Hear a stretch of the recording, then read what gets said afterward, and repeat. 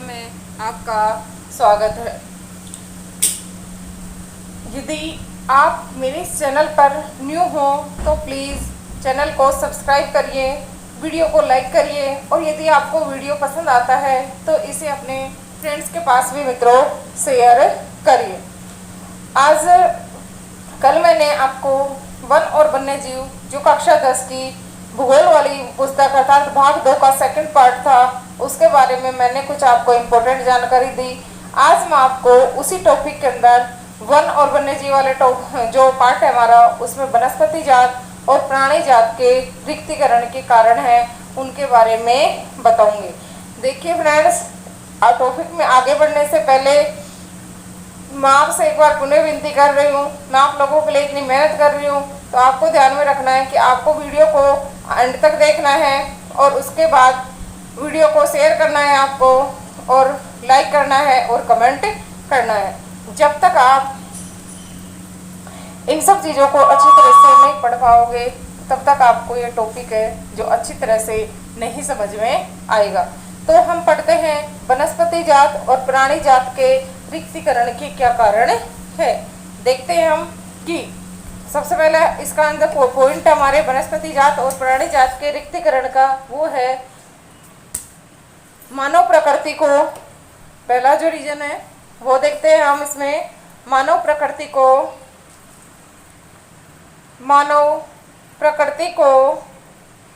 संसाधनों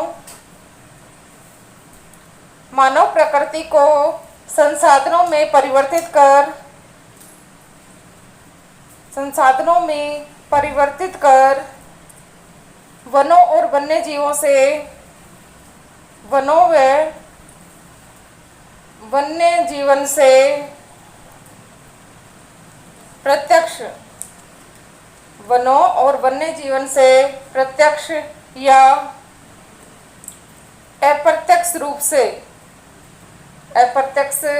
से लकड़ी, छाल, पत्ते, रबड़,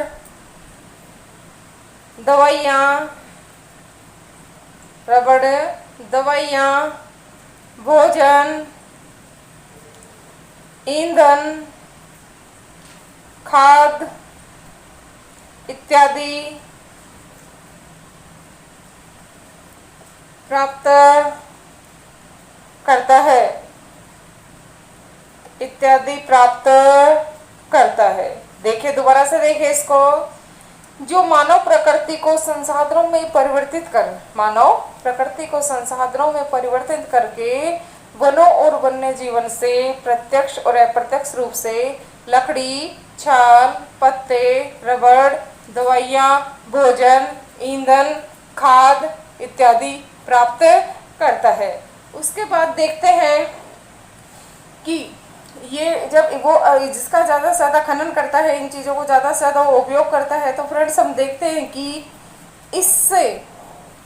इससे वन और वन्य जीवों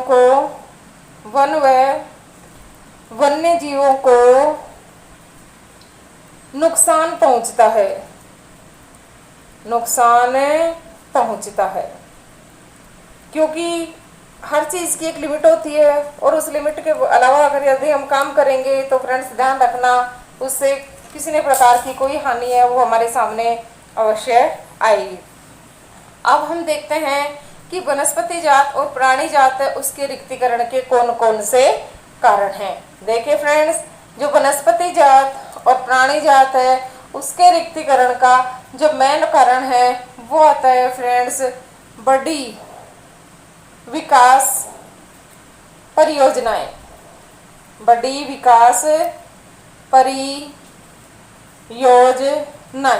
अर्थात जो बड़ी विकास परियोजनाएं हैं पहाड़ी क्षेत्र में और वनीय क्षेत्र में लगाई जाती हैं, उनसे जो वन है उनका काफ़ी नुकसान होता है।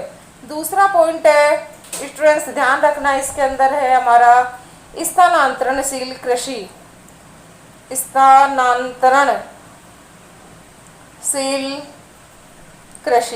ध्यान रखना कि स्थानांतरणशील कृषि हम उस कृषि को कहेंगे जो हर साल स्थान बदल बदल करके की जाती है, कि एक स्थान पर नहीं की जाकर इस साल अलग ज़मीन पर और अगले साल जो अलग ज़मीन पर खेती की जाएगी उसे हम स्थानांतरणशील कृषि के नाम से जानते हैं। तो इससे भी वनों को है जो काफ़ी नुकसान पहुंचता है। तीसरा पॉइंट हम इसके अंदर देखते हैं फ्रेंड्स, वो है हमारा खनन। देखिए हमने हमारे आसपास भी जो पहाड़ियाँ वगैरह है उनके अंदर खुदाई होते हुए खनिजों का निकलते हुए हमने देखा है, जिस क्रिया को खनन कहा जाता है, जिसके कारण भी वन और वन्य जीवों को काफ़ी नुकसान होता है। फिर चौथा पॉइंट देखते हैं हम कि जो पशुचारण है, यानी पशु जो चराए जाते हैं वो, और जंगल से जलाने के लिए जो अत्यधिक मात्रा में लकड़ियाँ काट कर लाई जाती है उससे भी वन्य जीवों को हानि होती है और वनों का नुकसान होता है। लास्ट पॉइंट है इसके अंदर हमारा, वो है अत्यधिक जनसंख्या। क्या है? अत्यधिक जनसंख्या। देखिए जनसंख्या है वो तीव्र गति से बढ़ रही है और उस जनसंख्या को रहने के लिए मकान भी चाहिए, और मकान बनाने के लिए जो आसपास हमारे पेड़ पौधे हैं उनको काटना पड़ता है। तो जैसे जैसे जनसंख्या है वो बढ़ती हुई जा रही है, वैसे वैसे हमारे सामने जो वन और वनस्पति हैं या जो वन्य जीव है उनको काफ़ी हानि होती है। उसके बाद देखते हैं हम जैव विविधता को कम करने वाले कारक। देखिए अगला जो हमारा पॉइंट है वो है जैव विविधता। जैव विविधता को कम करने वाले कारक। याद रखना फ्रेंड्स, अभी जो हमने पॉइंट पढ़ा था वो तो हमारे था कि जो वनस्पति जात था, वन और वन्य जीव, तो उनको किन किन कारकों से हानि हो रही है वो। अब हम पढ़ते हैं कि जो जैव विविधता है उसको कम करने वाले कारक कौन कौन से हैं। एक नंबर पे हम इसके अंदर देखते हैं वन्य जीवों के आवास का विनाश। वन्य जीवों के आवास का विनाश। आवास का विनाश मेन तथ्य है कि जब पहाड़ी क्षेत्रों में, वन्य क्षेत्रों में जब कोई विकास परियोजना चलाई जाती है, वो उद्देश्य नदी घाटी परियोजना बनाई जाती है, तो वहाँ जो वन्य जीवों के आवास हैं उनका विनाश कर दिया जाता है। दूसरा पॉइंट है जंगली जानवरों को मारना। जंगली जानवरों को मारना व आखेटन। आखेटन का मतलब होता है, ध्यान रखना, शिकार। एक ही चीज है, चाहे जंगली जानवरों को आप मारना कह दो, चाहे उसको आप आखेटन यानी शिकार करना कह दो। तीसरा जो मेन कारण है वो है पर्यावरणीय प्रदूषण। पर्यावरणीय प्रदूषण। इस बढ़ते पर्यावरण प्रदूषण के कारण भी धीरे धीरे हम देखते हैं कि जो जैव विविधता है वो कम होती जा रही है। चौथा मेन कारण है विषाक्तीकरण। चौथा मेन कारण है विषाक्तीकरण। हम देख रहे हैं जो जहरीली गैसें हैं वो, और पानी जो जहरीला होता जा रहा है कल कारखानों से निकलने वाले अपशिष्ट के कारण, उसके कारण भी जैव विविधता है वो धीरे धीरे कम होती हुई जा रही है। और पांचवा पॉइंट है दावानल। इनके बारे में मैं आपको थोड़ी देर बाद अभी विस्तार से बताऊंगी कि ये सारी चीज़ें क्या क्या है। दावानल कहते हैं जंगल में लगी हुई आग। याद रखना फ्रेंड्स, जंगल में लगी आग जिसे दावानल कहा जाता है, इसके कारण भी जैव विविधता है वो कम होती जा रही है। नेक्स्ट अगला पॉइंट जो हम इसके अंदर पढ़ते हैं वो आता है हमारा, भारत में वन और वन्य जीवन का संरक्षण कैसे किया जाता है। भारत में वन व वन्य जीवन का संरक्षण। भारत में वन और वन्य जीवन का संरक्षण इम्पोर्टेंट टॉपिक है हमारे, कि वन और वन्य जीवन का जो संरक्षण होगा वो स्टूडेंट्स कैसे होगा। मैं आपको बार बार एक ही बात कह रही हूँ कि आपको इस वीडियो को अच्छे तरह से समझने के लिए, लेसन को अच्छे से समझने के लिए वीडियो को आपको लास्ट तक देखना है, नहीं तो आपको इस पार्ट के अंदर कुछ भी समझ में नहीं आएगा। अब हम देखते हैं कि भारत में वन और वन्य जीवों का संरक्षण कैसे होगा। देखिए, संरक्षण से पारिस्थितिकी, संरक्षण से पारिस्थितिकी की विविधता बनी रहती है, विविधता बनी रहती है। कि जो वन्य जीवों का संरक्षण होगा, स्टूडेंट्स याद रखना, उससे जो पारिस्थितिकी विविधता पाई जाती है वो ऐसे कैसे बनी रहती है। और तथा, और लिख दो, तथा लिख दो, एक ही बात है। हमारे जीवन तथा हमारे जीवन, साध्य संसाधन,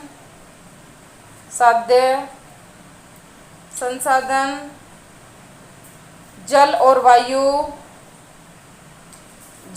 वायु आदि बने रहते हैं। तो देखिए फ्रेंड्स, संरक्षण है उससे क्या क्या हमें फायदा होता है कि एक तो पारिस्थितिकी की विविधता बनी रहती है और हमारे जीवन के साध्य संसाधन जल और वायु आदि इसके द्वारा बना रहता है। उसके बाद देखते हैं कि एक अधिनियम था, जिस अधिनियम का नाम था भारतीय वन्यजीव संरक्षण अधिनियम। इम्पोर्टेंट पर्सन है फ्रेंड्स, ध्यान रखना। भारतीय वन्य जीव संरक्षण अधिनियम है, वो कब बनाया गया था आपको यहाँ इम्पोर्टेंट करके लिख लेना है। यह अधिनियम बनाया गया था हमारे 1972 में। उसके बाद देखते हैं कि ये जो संरक्षण अधिनियम बनाया गया था उसके द्वारा क्या क्या, किस प्रकार से कार्य है वो हमारे वन्य जीवन में हो पाया। देखिए आगे देखते हैं हम इसमें कि ये जो वन्य जीवन संरक्षण अधिनियम लागू किया गया था, इस कार्यक्रम के द्वारा क्या क्या हुआ। देखिए, इस कार्यक्रम का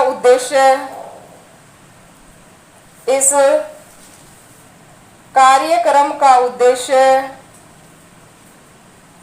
जो वन और वन्य जीव संरक्षण है उसका उद्देश्य बता रहे हैं। इस कार्यक्रम का उद्देश्य बची हुई संकटग्रस्त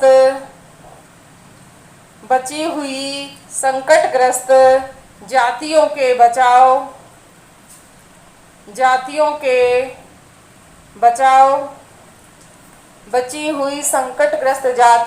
बचाव, शिकार पर प्रतिबंध,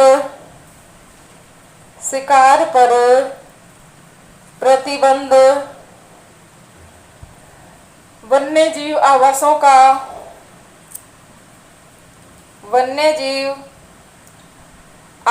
का कानूनी रक्षण, उद्देश्य ये कानूनी रक्षण और जंगली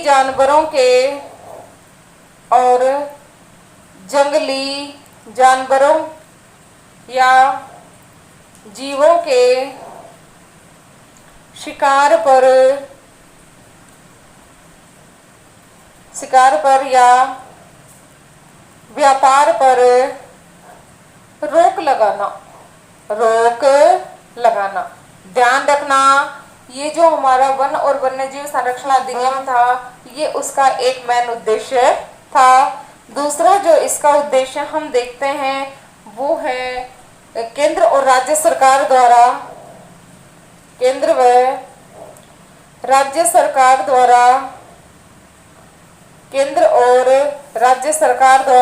याद रखना इम्पोर्टेंट है, राष्ट्रीय उद्यान तथा वन्य जीव राष्ट्रीय उद्यान तथा वन्य जीव पशु विहार स्थापित किए जाएं, स्थापित किए जाएं। जो केंद्र सरकार है उसके द्वारा तो राष्ट्रीय उद्यान, और जो राज्य सरकार है उसके द्वारा वन्य जीव पशु विहार या वन्य जीव अभ्यारण्य है वो स्थापित किए जाए। देखिए, इसके अलावा मैं आपको बता रही हूँ, केंद्र सरकार ने कई परियोजनाओं की घोषणा की जिसका उद्देश्य खतरे में पड़े कुछ विशेष प्राणियों को रक्षण प्रदान करने वाला था। देखिए, खतरे में पड़े कुछ वन्य प्राणियों को संरक्षण देना। उद्देश्य है एक, खतरे में पड़े कुछ वन्य प्राणियों को संरक्षण देना। कौन कौन से वन्य प्राणी हैं जो इसमें आते हैं? देखो, बाघ आता है, 2 नंबर पे आता है एक सींग वाला गैंडा। ध्यान रखना डियर स्टूडेंट्स, ये एक सींग वाला गैंडा है, वो भारत के असम राज्य असम में पाया जाता है। तीसरा जो प्राणी आ रहा है वो आता है इसमें हमारा कश्मीरी हिरण। कौन सा आता है? हमारा कश्मीरी हिरण। चौथा जो प्राणी आता है वो आता है हमारे मगरमच्छ, जो डॉल्फिन अपन जिसको कह रहे थे, डॉल्फिन। घड़ियाल है, एक ही बात आ गई, घड़ियाल और मगरमच्छ वाली। और छठे नंबर पे मैं आपको बता देती हूँ एशियाई शेर। इस प्रोग्राम के द्वारा इन सबको संरक्षण दिया गया। उसके बाद देखते हैं हम, एक और चीज मैं आपको बता देती हूँ कि टाइगर प्रोजेक्ट योजना कब प्रारंभ की गई।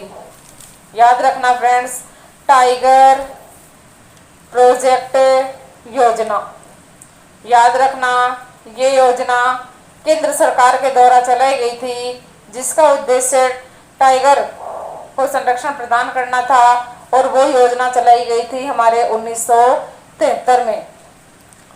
उसके बाद हम देखते हैं आगे कि अगला जो हमारा पॉइंट रहेगा वो वन्य और वन्यजीव संसाधनों के प्रकार और वितरण रहेगा, लेकिन उसको हम अभी इस क्लास के अंदर नहीं पढ़ेंगे, उसको हम हमारी नेक्स्ट क्लास के अंदर पढ़ेंगे।